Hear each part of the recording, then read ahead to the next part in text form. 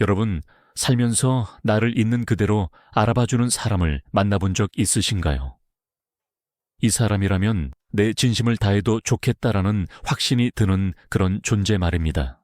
14년이라는 지독한 불면의 밤을 견디고 왕위에 오른 정조. 그에게 가장 절실했던 것은 권력도 돈도 아니었습니다.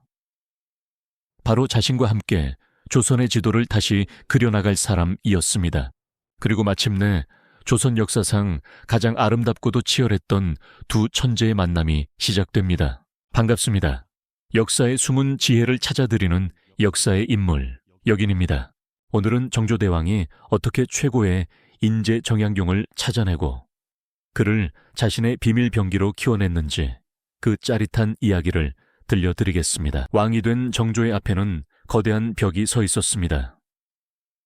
조정의 요직을 독점하고 있던 기득권의 끝판왕, 노론 세력이었습니다.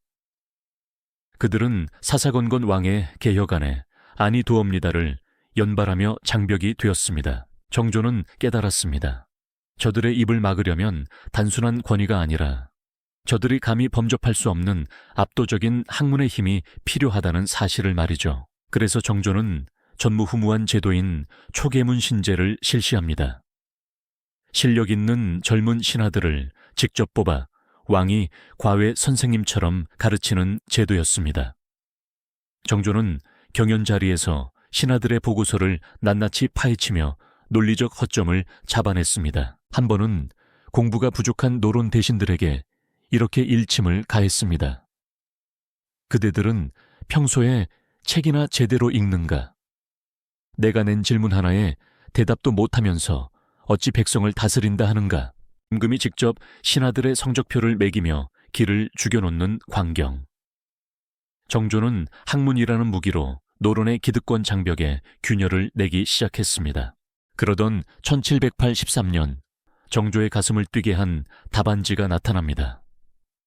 성균관 유생이었던 22살 청년 정약용의 글이었습니다. 정조는 그 답안지를 읽고 또 읽으며 감탄했습니다. 조선에 이런 인재가 숨어 있었단 말인가. 정조는 즉시 정약용을 불러들였습니다. 정약용은 훗날 기록하기를 임금님의 눈빛은 호랑이처럼 매서웠으나 나를 보실 때는 마치 오래된 벗을 만난 듯 따뜻하셨다고 회상했습니다. 정조는 정약용이 노론의 눈치를 볼 필요가 없는 비주류 남인 출신이라는 점에 주목했습니다. 정조는 직감했습니다. 이 사내가 바로 나의 심장이 되어줄 사람이다. 두 천재의 영혼이 마주한 순간 조선의 역사는 소리 없이 바뀌고 있었습니다. 정조는 정약용을 아꼈지만 결코 응석바디로 키우지 않았습니다. 오히려 더 혹독하게 몰아붙였습니다.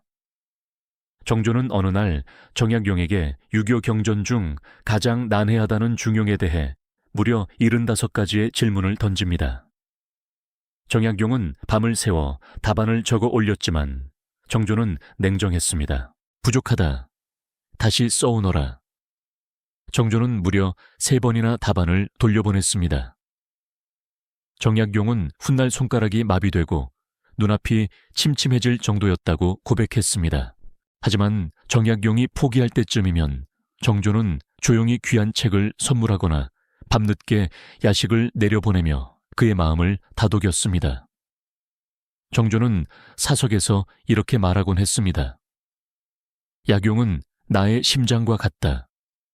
그가 아프면 나도 아프다. 임금이 신에게 보낸 이 지독한 짝사랑은 정약용을 누구도 건드릴 수 없는 단단한 금강석으로 성장시켰습니다. 정약용이 왕의 총애를 한 몸에 받자 기득권 노론 세력의 질투와 공격은 극에 달했습니다. 특히 그들은 정약용이 서양의 학문과 천주교에 관심을 가졌다는 점을 집요하게 물고 늘어졌습니다. 사악한 학문을 쫓는 자를 어찌 곁에 두십니까? 라는 상소가 빗발쳤습니다. 여기서 정조의 기막힌 통치 기술이 나옵니다. 노론 신하들이 정약용을 죽이라고 거세게 압박하던 어느 날이었습니다. 정조는 정약용을 불러 짐짓 호통을 쳤습니다. 네가 시끄러운 소문을 일으켰으니 벌로 저 멀리 곡산부사로 나가 있거라. 얼핏 보면 좌천처럼 보였지만 사실 이것은 노론의 칼날로부터 정약용을 보호하기 위한 정조의 고도의 전략이었습니다. 당시 정약용은 노론의 집중포화를 맞으며 목숨이 위태로운 상황이었습니다. 정조는 그를 싸움터에서 잠시 빼내어 숨을 고르게 한 것입니다. 곡산으로 내려간 정약용은 그곳에서 백성들의 삶을 직접 돌보며 실무 능력을 쌓았고, 노론의 비난이 잠잠해질 때쯤 정조는 다시 그를 불러들였습니다. 정조는 정약용에게 이렇게 속삭였습니다. 너를 보낸 것은 버린 것이 아니라 더 큰 일을 맡기기 위해 너를 지키려 함이었다. 적들의 손을 빌리지 않고도 자신의 사람을 끝까지 지켜낸 군주의 무서운 지혜였습니다. 여러분, 정조대왕이 정약용이라는 인재를 얻고 지켜낸 기술은 거창한 것이 아니었습니다. 상대의 천재성을 진심으로 아끼고 적들의 공격으로부터 그를 지켜낼 수 있는 방패가 되어주는 것, 그리고 때로는 엄격하게 다듬어 더 큰 제목으로 만드는 것이었습니다. 지금 여러분 곁에는 여러분의 가치를 알아주는 정조 같은 분이 계신가요? 혹은 여러분이 누군가에게 정조가 되어주고 계신가요?